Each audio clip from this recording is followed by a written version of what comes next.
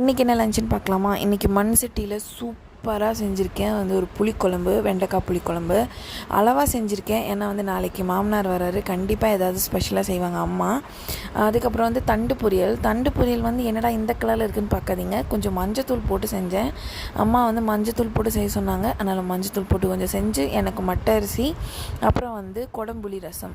கொடம்புளி ரசம் நார்மலாக இருக்கிற புளியை விட கொடம்புளி பயங்கரமாக புளிப்பாக இருக்குது. யாராவது இது ரசம் வைக்க ட்ரை பண்ணுறீங்க அப்படின்னா புளி அளவாகவே ஊற்றிக்கோங்க.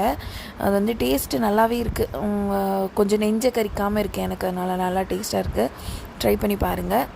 பொரியல் நிறைய சேர்த்திக்கலாம். இங்கே காய்கறி அவ்வளோவா இல்லை. தென் நான் செஞ்சனாலும் தீராது அப்படிங்கிறனால ஒரே ஒரு பொரியலோடு ஸ்டாப் பண்ணிட்டேன்.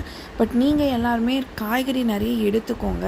இல்லைன்னா காய்கறிக்கு பதிலாக உங்களுக்கு பிடிக்கல அப்படின்னா ஃப்ரூட்ஸுமே எடுத்துக்கலாம். நான் இன்றைக்கி இதெல்லாம் சாப்பிட்டு திராட்சை கொஞ்சம் எடுத்துக்கிட்டேன். எனக்கு திராட்சை நார்மலாகவே ரொம்ப பிடிக்கும்.